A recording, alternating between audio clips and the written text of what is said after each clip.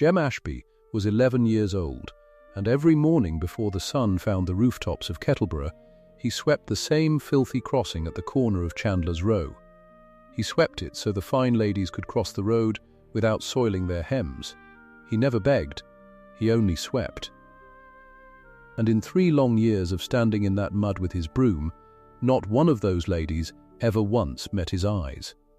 One grey morning, a lady in a green cloak stepped clean over him as though he were a puddle, and her footman kicked his broom into the gutter and called him a gutter rat. A dozen clerks streamed past on their way to the counting houses, and not one of them stopped. And all the while, in 2 cold rooms above a lodging house, Jem's little sister Bess lay burning with fever.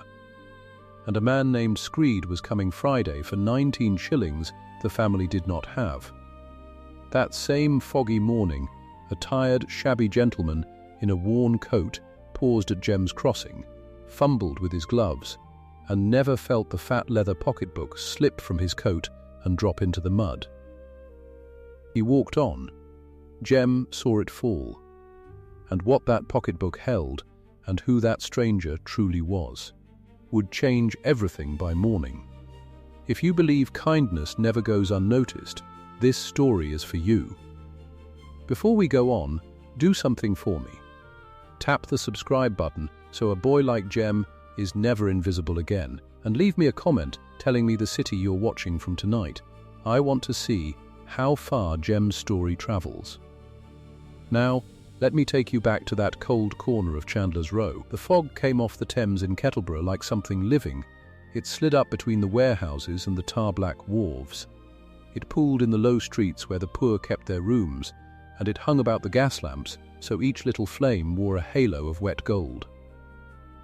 It was the winter of 1868, and the parish of Kettleborough sat close by the docks where the coal barges came in, and where 2 winters back a man named Tom Ashby had gone into the river under a load of coal and had not come up again. That was Jem's father. Jem did not talk about it. He had learned early that talking about a thing did not bring it back, and that tears cost you time you did not have. What he did instead was take his father's old broom, worn down to a stub of bristles, and go stand at the corner of Chandler's Row, where the crossing ran thick with horse muck and mud. He swept it clear for the folk who could pay. A penny here, a halfpenny there, sometimes nothing at all, for a whole hour while his fingers went white and stiff around the handle. He was there before the milk carts. He was there before the clerks. He was there when the first grey light crept over the slate roofs, and he was there long after, when the lamplighter came round with his pole to put the flames out one by one. You must understand something about Jem before the world begins to wrong him. You must understand him well, or none of the rest will land the way it should. He was a small boy, thin the way poor children are thin, with a sharp chin and a mop of dark hair he cut himself with a borrowed knife. His coat had been his father's, and it hung on him like a sack, the sleeves turned back 3 times at the wrist. His boots had more holes than leather. And yet there was something in the way he stood that did not match his rags. He stood straight. He looked people in the face even when they would not look at him. He said sir and ma'am to folk who never said a kind word back. His mother, Sal, said that pride would be the death of them. She said it fondly, and she said it worried, both at once, the way a mother does. Sal Ashby took in washing. Her hands were red and cracked to the bone from the lye, and she worked from before dawn to well past dark, and still it was never enough. Not with the rent, not with Bess sick, not with the price of coal what it was that winter. And Bess. Little Bess Ashby, 7 years old, with her mother's fair hair and a cough that had settled deep in her small chest and would not shift. She had always been the delicate one. Born too soon, born too small, and every winter since her lungs had rattled like a loose window in a gale. This winter it was worse. This winter, when Jem came in from the crossing with the fog still cold in his hair, he could hear her from the bottom of the stairs, that thin, wet, tearing cough. It frightened him more than anything Screed could say. It frightened him more than the workhouse, because you could argue with a man, you could not argue with a cough. Now, there was a habit Jem had that his mother said would keep them poor forever. He gave away what little he had. He could not seem to help it. If a smaller child stood hungry near the baker's window, Jem's bread found its way into that child's hands. If an old woman dropped her bundle in the road, Jem left his crossing and his pennies to go and gather it up. Sal despaired of it. "You've a hole in your pockets and a hole in your head to match," she told him. But she never truly meant it, and Jem knew she never meant it, because it was Sal herself he'd learned it from long ago, watching her feed a beggar at the door when there was barely enough for her own.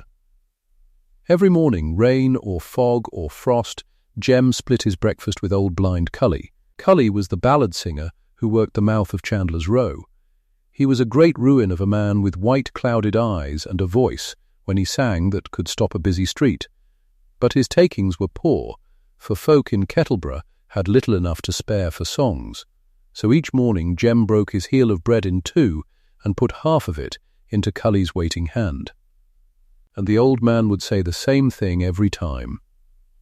"You'll want that yourself one day, boy," and Jem would say, "Not today, though. Cully, sing us the one about the sailor." And Cully would sing, low and cracked and beautiful, and for a few minutes the cold street was not so cold. That was the whole of it. Half a loaf of bread and an old song. But you remember it. Hold on to it. It matters more than you know. There was a thing that had happened the year before that told you everything about Jem, and it was this. He had found a lady's glove dropped in the road, fine kid leather, worth more than he made in a week. He had run after her and given it back. And the lady had looked at his rags and his mud and had decided, on the instant, that he must have stolen it and only lost his nerve. She had slapped him across the face and called him a little thief, and the crowd had murmured their agreement, and Jem had stood there with his cheek burning and the whole world telling him he was bad for doing right. He had gone home and told his mother. And Sal had held his hot cheek in her cracked red hand and said, "Did you do right, Jem?" "Yes, Mum, then you know it, and God knows it, and that's the two that count." And Jem had believed her. That was the wonder of the boy. He had every reason to grow hard and grasping and mean, and instead he had grown into a child who returned lost gloves to women who slapped him for it, and who still could not walk past a hungry smaller child without giving up his bread. The world had done nothing but teach him he was worth nothing, and somewhere deep in his stubborn heart he had refused the lesson. So, now you love him. Now watch how the world treats him. It was a Tuesday, and the fog was thick as wet wool, and the fine lady in the green cloak came sweeping down Chandler's Row, with her nose in the air and her footman 2 steps behind. Jem saw her coming and set to work at once, sweeping the crossing clean before her, quick and neat, standing back with his cap in his hand the way you did, waiting for the penny that was the whole point of the labour. She stepped over his freshly swept path as if it had swept itself. She did not slow, she did not look, and when Jem, greatly daring, said, "A penny for the crossing, if it please you, ma'am," the footman turned on him. He was a big man in a fine blue livery with silver buttons, and he had the face of a man who enjoys, just a little too much, the small cruelties his position allows. "Out of the way, gutter rat," he said, and he kicked the broom clean out of Jem's hands. It spun into the gutter and landed in the black water with a slap, and the pair of them went on into the fog, and were gone. Jem stood a moment. Then he went and fished his broom out of the gutter, and wiped the handle on his coat, and said nothing. That was the thing about him. He said nothing. He did not curse the lady or shake his fist at the fog. He simply picked up his broom, because the broom was how they ate, and there was no time in his day for anger. Anger was a luxury, like coal, like meat, like a full night's sleep. He could not afford it. But a dozen clerks had seen it. A dozen respectable morning men, with their collars up and their ledgers under their arms, had streamed past, while a grown man in silver buttons kicked an 11-year-old's only tool into the gutter. And not one of them stopped. Not one of them said a word. They looked, and they looked away, and they went on to their counting houses. Remember that too. Remember how many people can watch a wrong done and simply keep walking. That was the morning. The afternoon brought Screed. Mr. Screed was the rent agent. He collected for the property office of Marrow and Blunt, who owned half the poor streets of Kettleborough and cared for none of them, and Screed was the face they sent round to do the caring for none. He was a narrow man in a rusty black coat, with a leather satchel always under his arm, and a way of looking at a room and its few poor sticks of furniture as though he were adding up what they'd fetch. He came up the stairs to the 2 rooms without knocking, because men like Screed do not knock at doors like that. Sal was at the tub with her arms wet to the elbow. Bess was in the bed in the corner, and her cough started up the moment the cold air came in with the man. And Jem, who had come home to gulp down a bite before the evening trade, stood very still by the wall and watched. Mrs. Ashby Screed did not remove his hat. Friday, 19 shillings, and that's the last mercy the office will show. You're 4 weeks in arrears. His small eyes went round the room while he spoke. The dented pots. The 3 chairs. The bed. Sal's shawl, which was not there, because Sal's shawl was already at the pawnshop and had been these 6 weeks.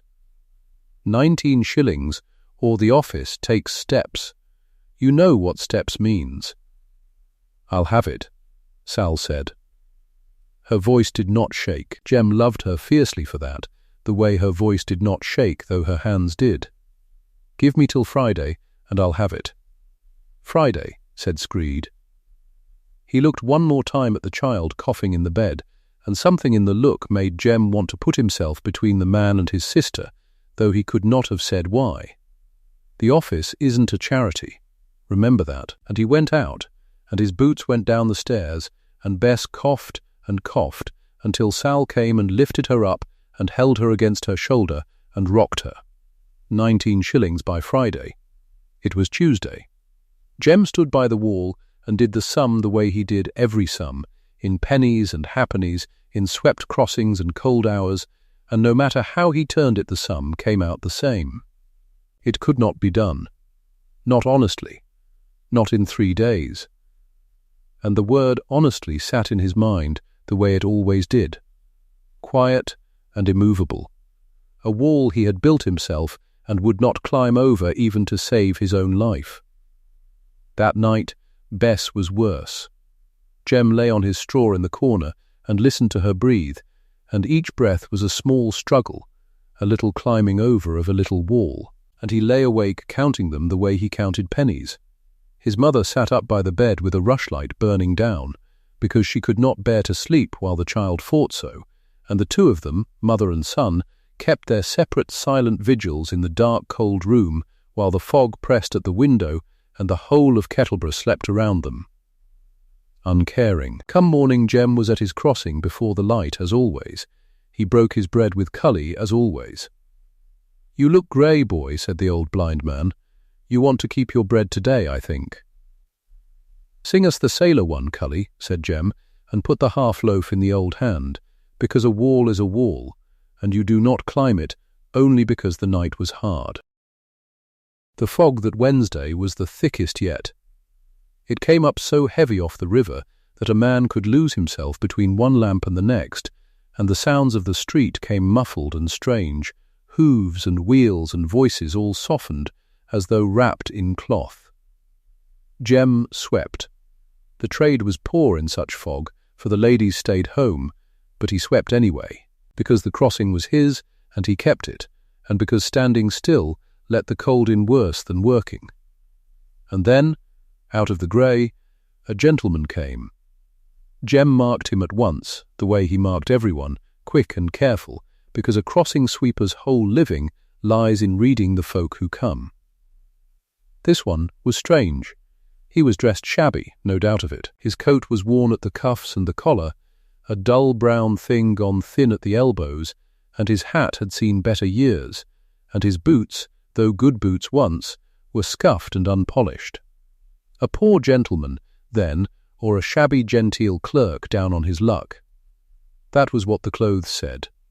But Jem, who read folk for his bread, saw the other things too, though he could not yet have told you what they meant. He saw that the man's face, though tired, was a fed face, a face that had never gone truly hungry.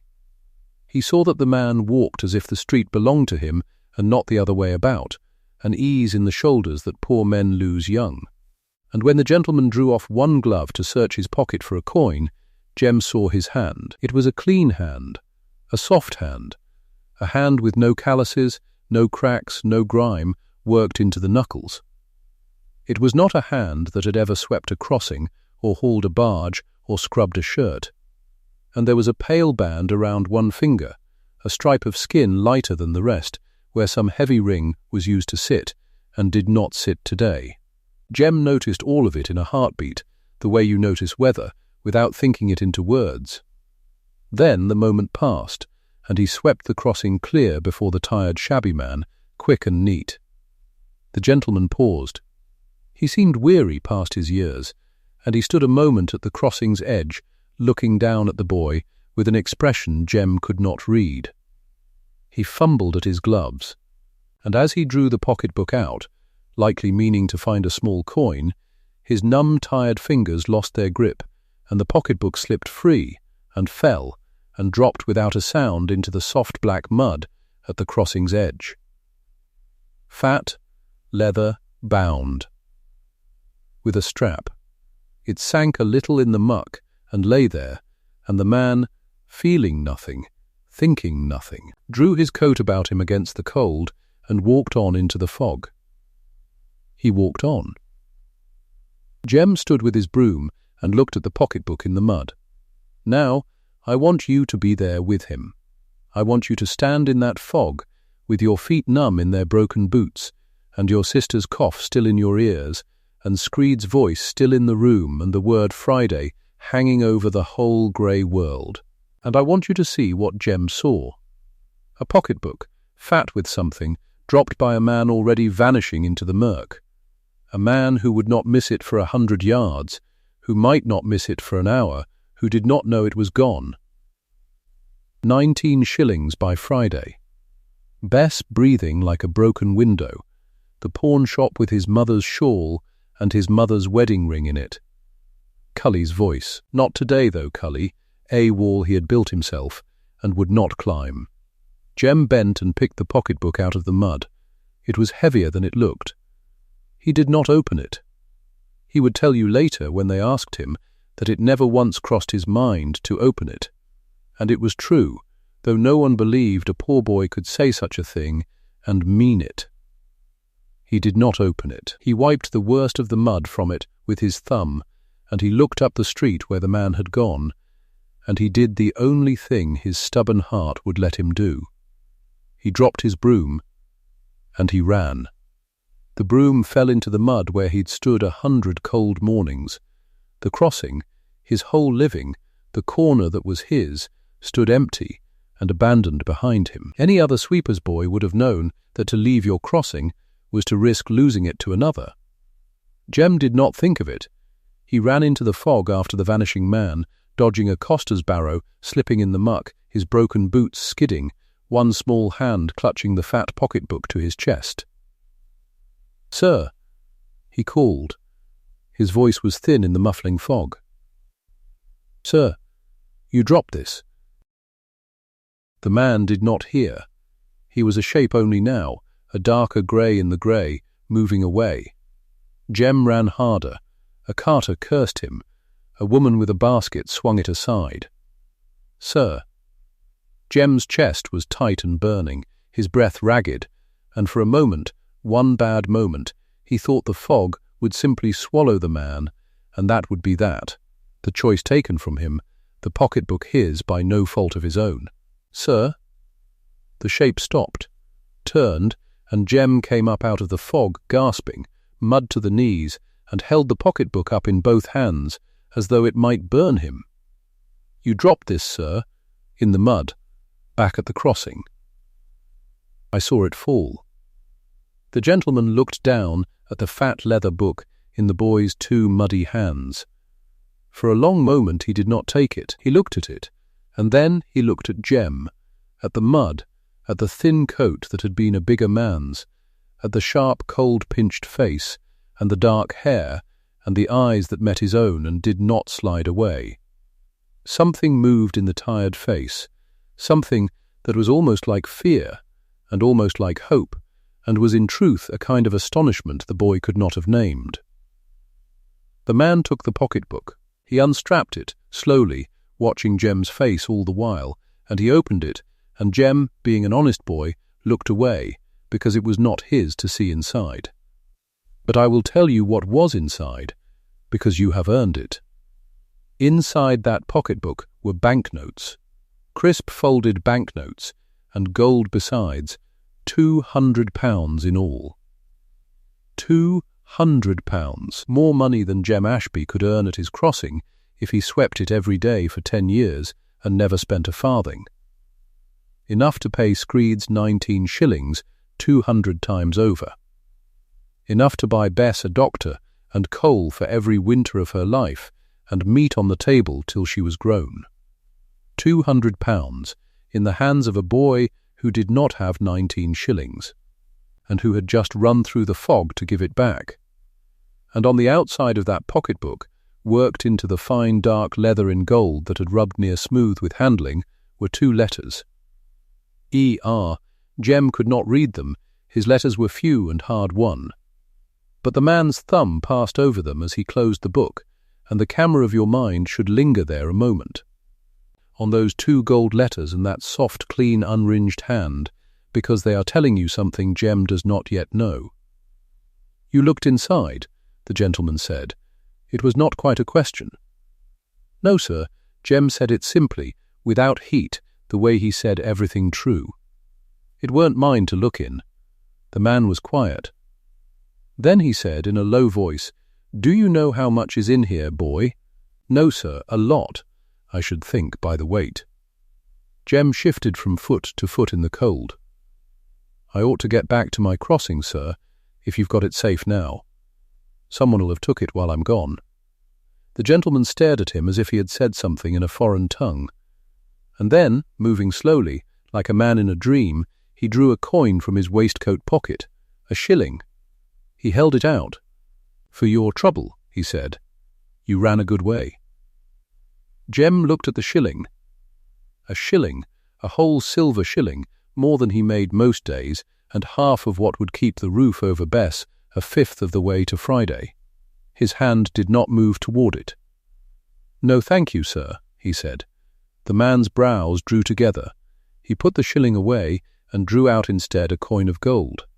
A sovereign. He held it out on his clean, soft palm, and it caught what little light there was and glowed there, a small golden sun in the grey fog.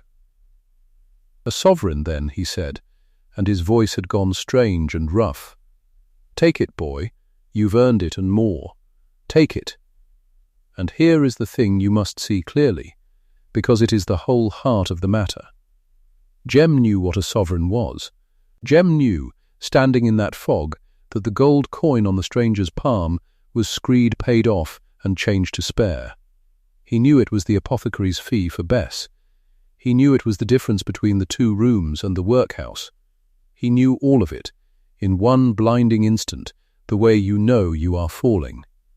And his mother, had she been there, would have snatched it and blessed the man and wept. And no soul in Kettleborough would have blamed the boy for closing his cold fingers round that gold. Jem put his hands behind his back. "I only did what's right, sir," he said. "I don't want paying for right. If a body's paid for it, then it weren't right, it were just a job of work. And this weren't a job of work, it were just yours, and now it's back with you, and that's all." He ducked his head, embarrassed at having said so much.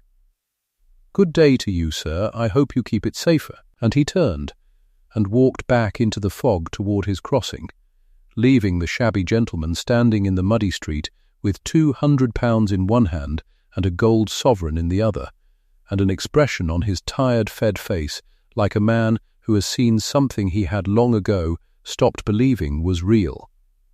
He did not tell the man about Bess. He did not tell him about Friday, or Screed, or the 19 shillings, or the cough in the night. It never once occurred to him to plead his case, to soften the man, to let the truth of his need do the work his pride would not let it do. He simply gave the thing back and walked away, and his silence about all his troubles was the truest and finest thing about him, and he did not even know he was doing it. He got back to his crossing. His broom lay where he'd dropped it in the mud. No one had taken his corner in the little while he'd been gone, though he'd not have been surprised if they had. He picked the broom up, he wiped the handle on his coat, and he set to sweeping because the ladies would come, fog or no fog, and a swept crossing was a penny. And pennies were Friday. He did not look back up the street to see whether the shabby gentleman still stood there. If he had looked, he would have seen that the man had not moved at all.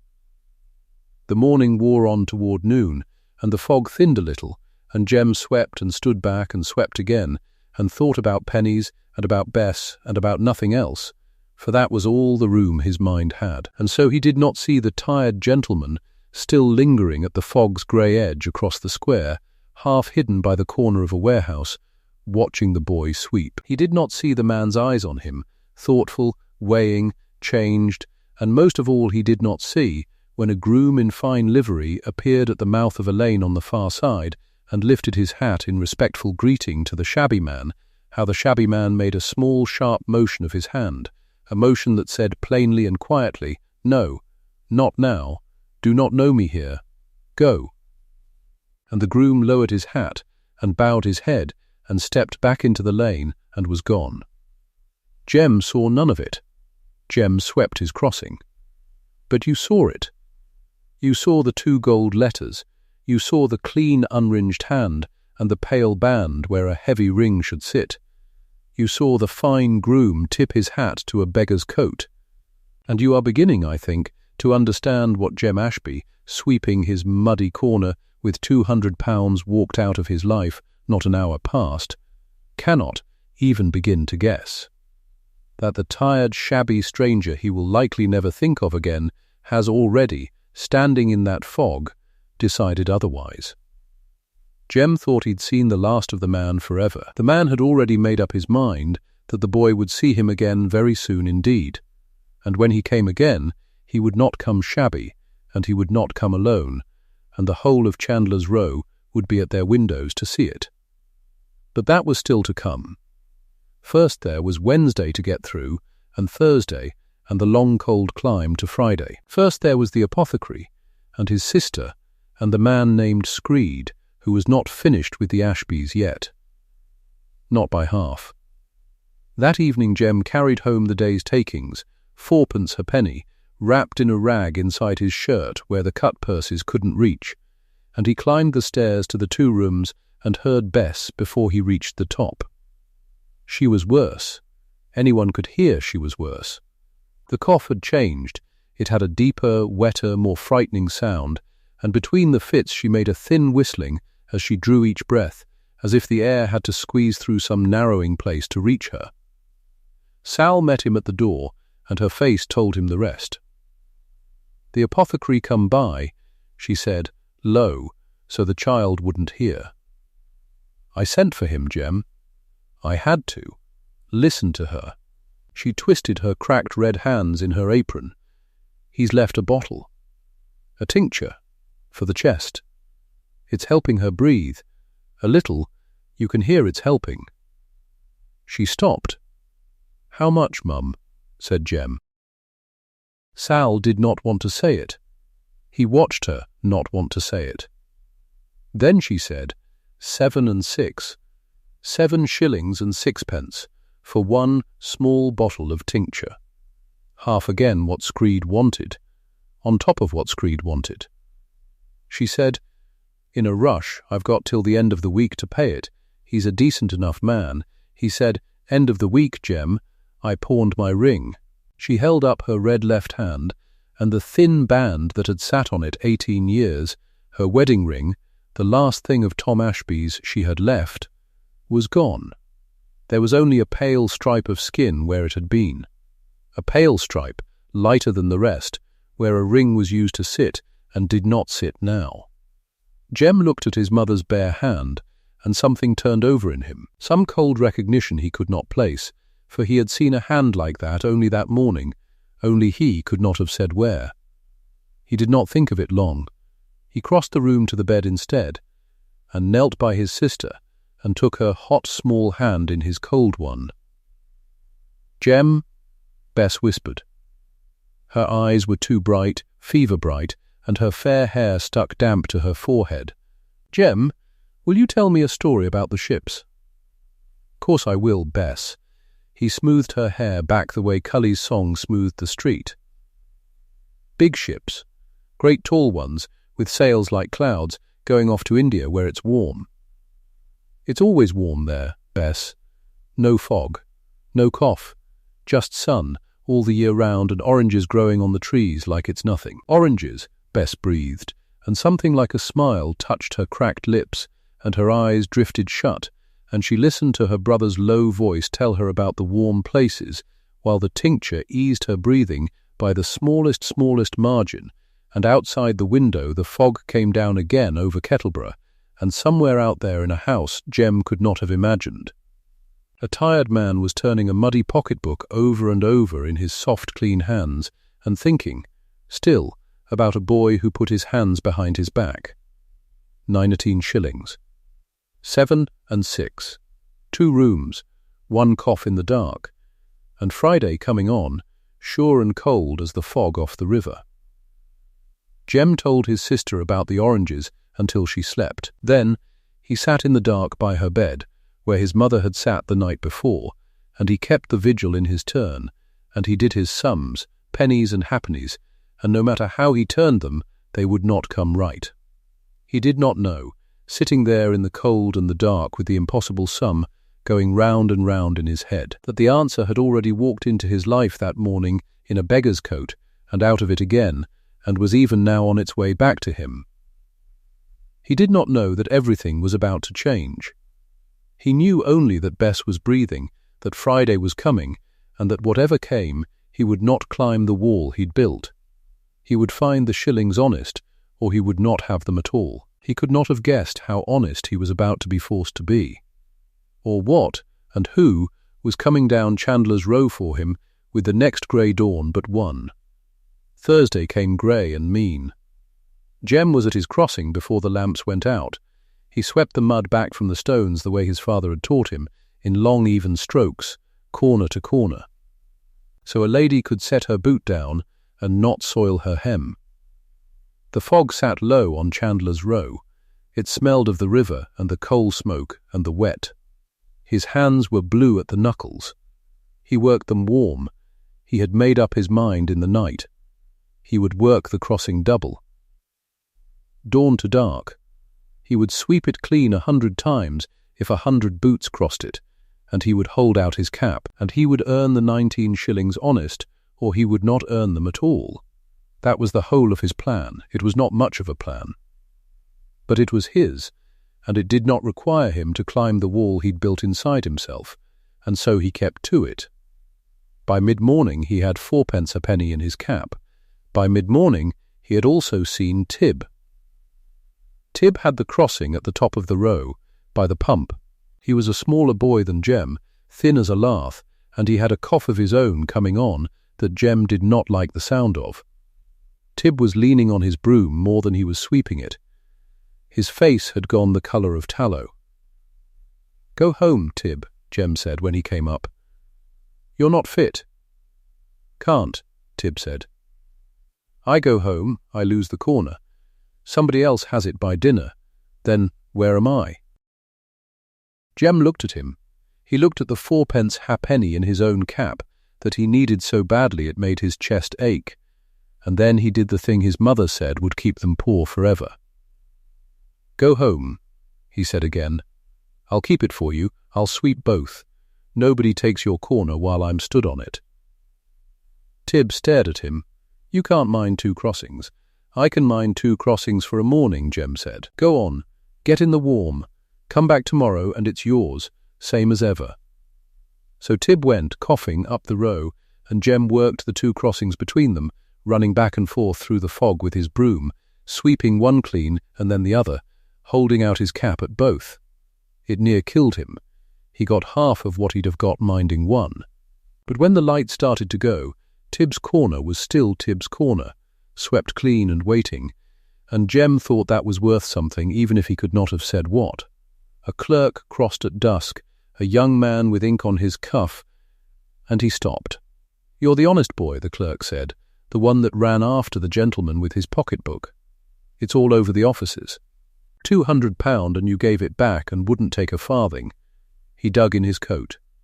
"Here, that's a thing worth marking. Take a shilling for it, from me." A shilling. Held out on a stranger's palm, freely, in the dusk. A shilling was 1 whole rung of the 19. It was a night's coal.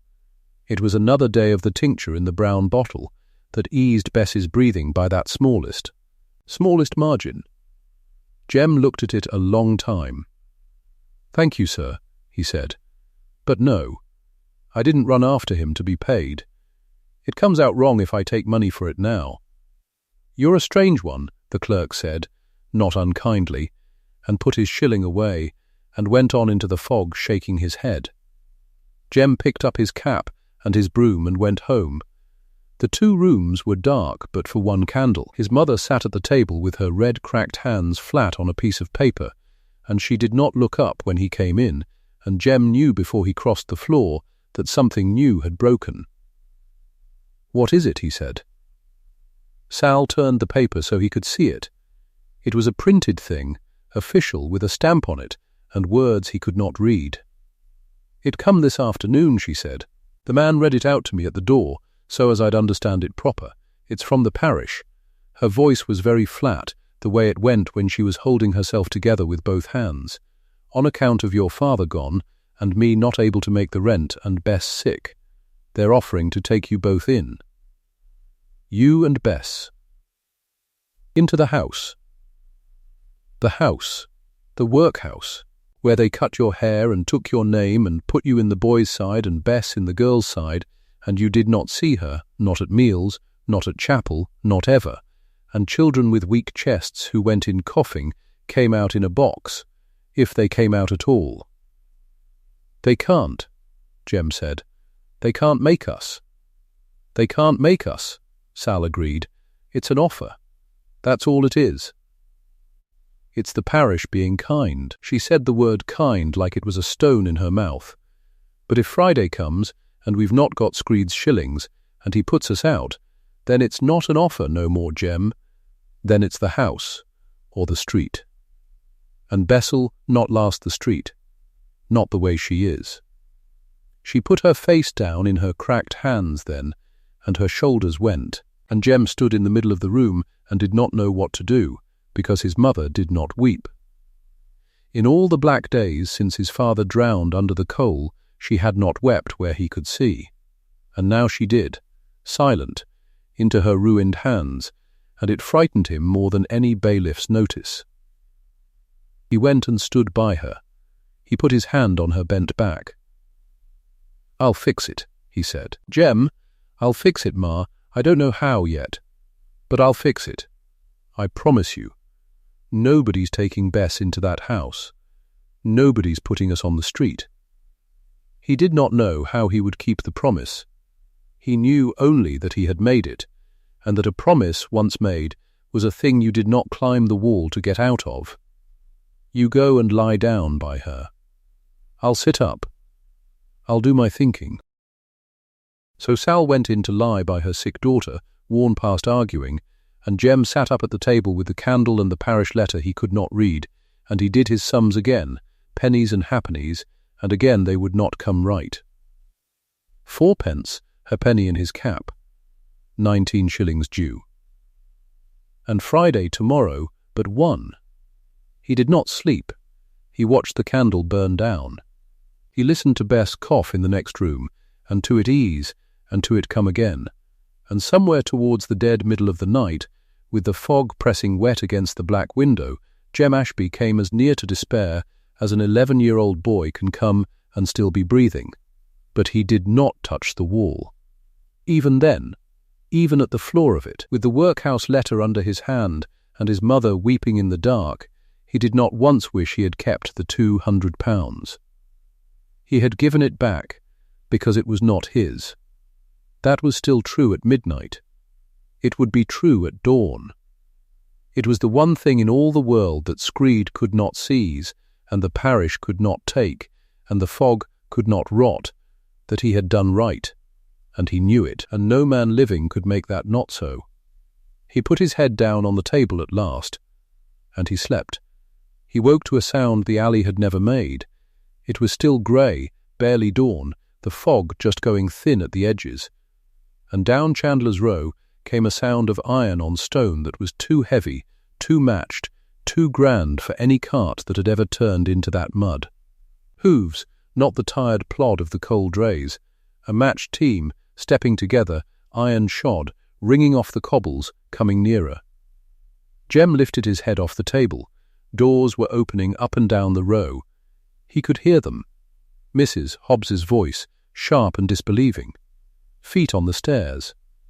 He went to the window and rubbed the grime off it with his sleeve and looked down, and his mouth went dry. A carriage was coming into Chandler's Row. It was black and lacquered, so it shone even in that poor light, with lamps of polished brass and a crest painted on the door in golden colours, and it was drawn by 4 grey horses with their manes plaited, and a coachman up top in a caped coat, and a footman standing behind. It came down the narrow way where no such thing had ever come, and the mud sucked at its bright wheels, and it stopped. It stopped in the mouth of the alley, exactly where Jem swept his crossing every morning of his life. The whole of Chandler's Row was at its windows now, faces in every frame. Mrs. Hobbs was out in her doorway with a shawl clutched to her throat. Cully, the blind ballad singer, stood up from his place at the alley mouth, his face turned towards the sound, his mouth open. Nobody spoke. It was too strange. A carriage like that in a place like this was like the moon coming down to sit in the gutter. The footman got down.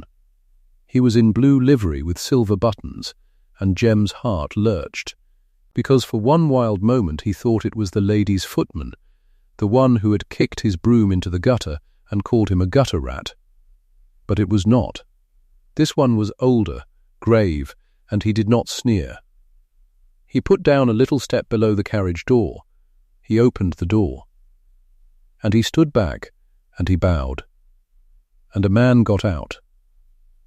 He was in a dark coat, not a beggar's brown coat now, but a coat of the finest black wool, cut close, with a collar of dark fur, and a hat and gloves of grey kid. He stepped down onto the step, and then down into the mud of Chandler's Row, as though the mud were a marble floor, and he straightened, and he looked up the alley at the crowded windows, and Jem knew him. It was the shabby gentleman. The tired face was the same, the lines about the eyes were the same, but everything else had changed, or rather everything else had come true, for the man who stood in the mud in his fur collar was plainly, unmistakably a great lord. You could no more have mistaken it than you could have mistaken the carriage for a coal cart. And Jem stood at his window with his heart going like a hammer, and understood, all at once and all over, a dozen small things at once. The clean, soft hands, the pale band at the throat where a heavy ring sat, the groom who had tipped his hat across the square and been waved away. The gold letters on the pocketbook, the camera of his memory, had lingered on, and he could not read. The footman drew breath and called out, so the whole row could hear it, in a voice made for great houses. His Grace, the Duke of Ravensmore. Ravensmore, the name went round the alley like a wind. Ravensmore, it was the name over all of it, over the offices of Marrow and Blunt, over the leases and the rents and the very stones of Chandler's Row. It was the name Screed collected in. It was the greatest name in the district, and no soul in that district had ever seen the man who wore it, and here he stood. In the mud, in the dawn, the same tired stranger who had dropped a pocketbook 2 mornings gone and let a crossing sweeper hand it back. "He's come for the boy," somebody said. "The Ashby boy. Look, he's looking at their window." He was. The Duke had lifted his tired eyes to the very window where Jem stood frozen, and he had found him, and he did not look away. "Jem Ashby," the Duke said. He did not shout it, but the alley had gone so silent that it carried to every door. "Come down." Jem came down. He did not remember the stairs. He came out into the mud of Chandler's Row in his rags with the whole world watching from the windows, and he stood in front of the carriage and the fur collar and the grave footman. And he pulled off his cap because you pulled off your cap to a gentleman, and he did not know what he had done wrong. "Sir," he said. Then, because he had heard the name now, "Your Grace." The Duke of Ravensmore looked down at him. And then, in front of the coachman and the footman and Mrs. Hobbs and blind Cully and every face in every window of the row, the greatest man in the county reached out and took Jem's rough, mud-cold, cracked little hand in his own gloved one, and held it, the way you would take the hand of a man you honoured. "2 mornings ago," the Duke said, and he pitched his voice so it reached the windows, for he meant them all to hear it, "I walk down these streets in a poor man's coat. I do it every year. I put off my name and I put on old wool, and I walk through the parishes that carry my name. Because a duke is told nothing but lies. Every man who knows me bows and flatters and reaches for what he can get. I wished to know just once what my streets were like when Ravensmore was not looking." He turned Jem's hand over in his own and looked at it, at the chilblains and the broom blisters. And he went on. "I let a pocketbook fall at this boy's crossing. £200, in banknotes and gold. More than most men in this alley will hold in 10 years of honest work. I let it fall, and I walked away, and I did not look back to see what would become of it, to see what an 11-year-old sweeper with an empty belly would do with a fortune when he thought no one who mattered would ever know. The row hung on it. Nobody breathed. He ran after me," the Duke said. Through the fog, through the crowd, left the very crossing where he earns his bread standing empty behind him, I saw the broom lie in the mud. He ran 100 yards to put £200 back into a stranger's hand, and when I offered him a shilling for his trouble, he would not take it. When I pressed a whole sovereign on him, gold, in his palm, his to close his fingers on, he put his hands behind his back, and he told me, and here the Duke's tired voice thickened, just slightly. "I only did what's right, sir. I don't want paying for right." He looked up from Jem's hand to the windows, to the whole silent alley. "I have sat at the tables of princes," the Duke of Ravensmore said. "I have been flattered by clever men and robbed by honest-seeming ones. I have watched 100 grown men bow and scrape and lie for a fraction of what this child gave back, without a thought. A boy with 19 shillings owing and a sister dying of the cold, who handed me a fortune and would not take a coin." His voice rang off the stones. "And I tell you, in all my county, in all my name, with all my land, that is the rarest thing I own. And I did not even own it. I only found it, here in the mud, being swept by a boy none of you ever looked at. Mrs. Hobbs had put her hand over her mouth. Jem stood there with his hand in the Duke's and did not know where to look, because it was more than he could hold to be seen like that, out loud in the front of everyone, when he had believed all his life that he was worth nothing past his broom. "Your Grace," he managed. I didn't give it back to get anything. I'll not take a reward for it. It'd spoil it." "I know," said the Duke, and something moved in his tired face that was almost a smile. "I know you won't. That is precisely why I am about to give you a great deal, whether you'll have it or no, because the only man in the world you can trust with much is the one who was honest with nothing. You cannot refuse me, Jem Ashby." I am a duke. I am dreadfully hard to refuse." He let go of Jem's hand, and he began, quietly, terribly, to set the world right. "Your sister," he said. "Bess, she is ill. The winter's on her chest.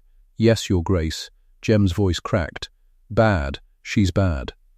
The Duke turned his head, the smallest movement, and the grey footman was already going to the carriage, and behind the great black coach, Jem saw it now, a second carriage had come into the row, a plainer one, and out of it a man was stepping with a black bag in his hand. "That is my own physician," the Duke said. "Dr. Merrick. He has attended Earls. He will now attend a crossing sweeper's sister, and he will not leave this street until he tells me she will live." He looked at Jem. "Take him up. Show him the child." And so the Duke's own doctor climbed the dark stair of the 2 rooms with his fine bag, and Sal Ashby, who had stopped hoping for rescue years ago, stood back against the wall with her red hands pressed to her mouth as a gentleman in a good coat bent over her Bess, and listened to her chest, and asked her mother low, kind questions, and did not once look at the damp on the walls or the pawn tickets on the shelf as though they shamed him. They carried Bess down within the hour. Jem would remember it all his life. His little sister, 7 years old, wrapped to the chin in a fur rug from the Duke's own carriage, her white face turned up to a sky she'd not seen from a bed in weeks, blinking at the thin dawn. And the doctor saying, at the carriage step, so the mother could hear it, "She is very ill, ma'am. I'll not lie to you. But she is not past saving. Warm rooms, good food, and this cough physicked proper, and a garden to sit in come spring, and I think we keep her. I think we keep her."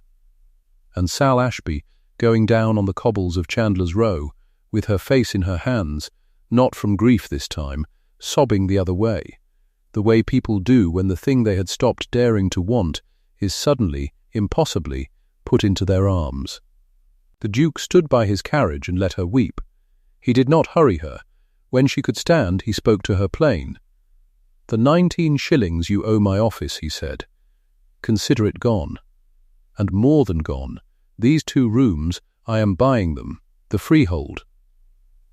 Outright, they will be yours, Mrs. Ashby, in your own name, on a paper no rent agent can touch, so that Marrow and Blunt, nor any office of mine, can ever again put a notice on your door or a price on your roof. You will owe no man for the place you sleep. Not ever again." Sal could not speak. She reached for his gloved hand and pressed it, in her red, cracked laundress's hands, and the Duke of Ravensmore let her, and bowed his head to her as though she were a lady, and it was into exactly that moment, the carriage, the crowd, the Duke, the weeping mother, that Mr. Screed came round the corner of Chandler's Row for his shillings. He came briskly, in his black coat, with his book under his arm and his mouth already set to be unpleasant, for it was near enough Friday, and he meant to frighten the family properly before the day itself. He came round the corner rubbing his cold hands, and he stopped as though he had walked into a wall. He took in the carriage, the crest, the 4 grey horses, the footman, and last of all, turning slow, the tall man in the fur collar who had turned to look at him. "Ah," said the Duke of Ravensmore, and his voice had gone very cold and very courteous, which is the worst thing a great man's voice can do. "Mr. Screed, the rent agent, I believe you have business in this alley of a Friday. Collecting for Marrow and Blunt, collecting, a small pause, in my name." Screed's colour drained. His mouth worked. Your Grace, I did not, I had no notion. I am only the agent, Your Grace, I collect what the office sets. "You collect 19 shillings, the Duke said, from a widow who takes in washing, and a sick child, and a boy who sweeps a crossing. You eyed their few goods for seizure. You spoke, I am told, of the bailiff, and of distress orders, and of the workhouse." He came a step nearer, and Screed shrank. 2 mornings ago I walked these streets in an old coat to see how the poorest of my parishes are used by the men who collect in my name, and now I have seen it. I have seen exactly how Marrow and Blunt treat the people who cannot fight back. You have shown me, Mr. Screed, more thoroughly than any complaint ever could. Your Grace, if you had known I was watching, you would have been gentle, the Duke said. Yes, that is the whole of what is wrong with you. You are only cruel when you think no one who matters is looking. He straightened. This property is no longer your office's to collect. This family owes you nothing, now nor ever, and you are dismissed from this district. Marrow and Blunt will hear from me before noon, and if they wish to keep any lease of mine, they will hear from me about you. Good morning, Mr. Screed. You may go the way you came, through the people who heard you. And Screed went. That was the whole of it. He had no bluster left. He turned, purple and stammering, and he walked back up Chandler's Row through the very crowd that had heard him name Jem a gutter rat, and every face in every doorway watched him go, and not one of them said a word, and their silence was worse than any jeering could have been. His own hard tongue had passed the sentence on him. He carried it out himself, up the alley and round the corner and out of the story. The Duke turned back to the Row. And now the last of it bloomed, the part Jem had never asked for, and could not have made happen if he'd tried for 100 years, the part where the alley itself spoke up for him. It was Blind Cully who started it. The old ballad singer stood up at the mouth of the Row, his sightless face turned towards the Duke's voice, and he called out, quavering but clear, "He shares his bread with me, Your Grace."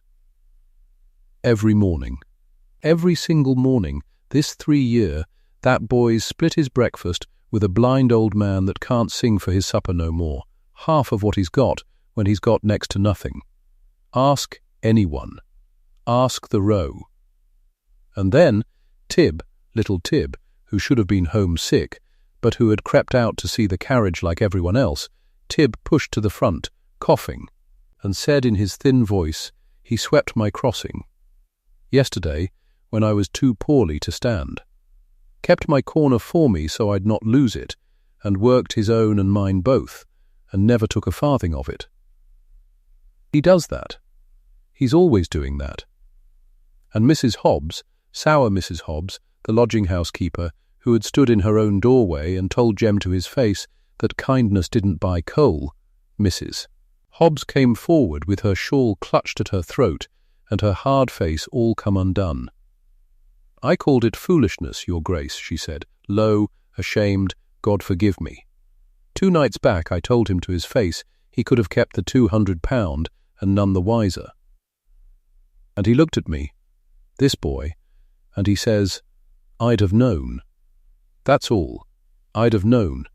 And I called it foolishness." She shook her head. "It weren't foolishness. I see that now. I'm an old fool and he's the wisest soul on this row, and I never saw it." The Duke of Ravensmore looked round at them all, the blind man, the sick boy, the shamed old woman, the weeping mother, the crowded windows, and last of all at Jem, standing small and stunned in the middle of it in his rags. "Then he has been rich all along," the Duke said quietly, "and not one of you saw it. Until it took a carriage to show you." He put his gloved hand on Jem's shoulder. "I'd have known. Remember that, all of you. That is what an honest man is. He is the one who would have known." Then he crouched, this great lord, down on his heels in the mud so his tired eyes were level with the boys, and he spoke to Jem alone, though the whole row heard it. "I will not insult you with a reward, Jem," he said. "You've told me twice you won't be paid for doing right, and I believe you, and I honour it. So this is not payment. This is a post. I am offering you a place in my household. You will be trained, and clothed, and fed, and, this above all, you will be taught your letters and your figures, and set on your way to being whatever a clever, honest boy can become, which in my experience is a very great deal. Not charity, work, a place you'll earn. Because a man who was honest with nothing, and he smiled, tired and true, will be honest with much. And I have a great deal of much, and dreadfully few honest men to trust it to. Will you come?" Jem looked at him. He looked up at the window where his mother's face was, and at the plainer carriage where the doctor sat with Bess wrapped warm, and at Cully and Tib and Mrs. Hobbs, and all the watching row. "My mother," he said. "My sister. I'll not leave them." "They come too," the Duke said. "Your mother shall keep my linen room, if she'll do me the honour, in a warm house with no rent to fear. Your sister shall grow well in country air. I'd not part a family that holds together the way yours does."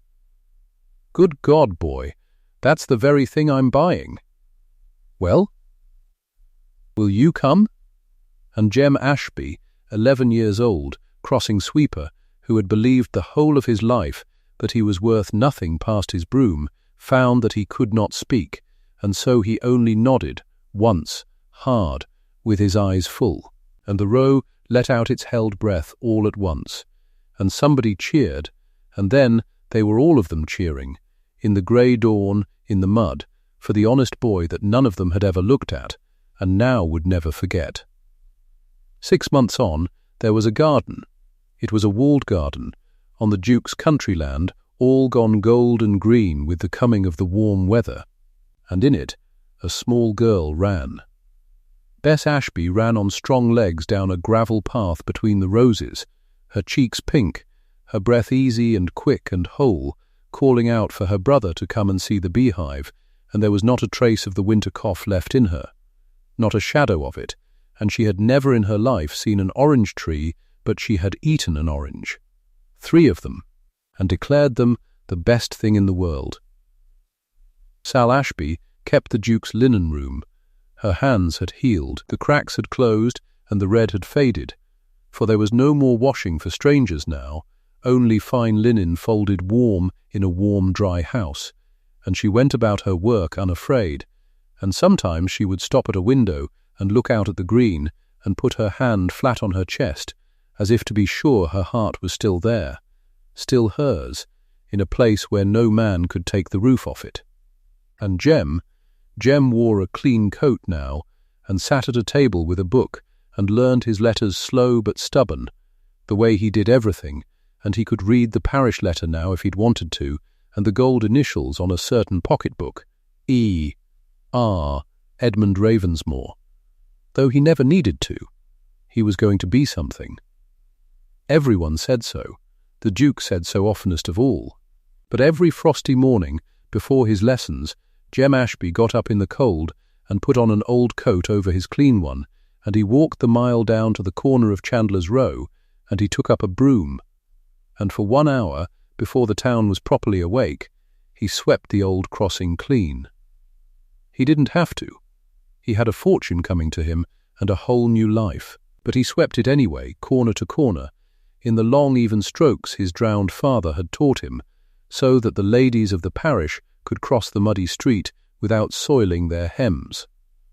And the strange thing, the thing that had never once happened in all the years he swept it hungry, the ladies met his eyes now. They said good morning to him. They knew his name. Word had gone round, you see, of the crossing sweeper who gave back £200, and they looked at him now, and they saw him, and Jem found he did not sweep for their pennies any more, but only because a crossing wants sweeping, and he was the boy to do it, and there was no shame in that. There never had been. Only he had needed a duke to teach the whole world what he'd known all along.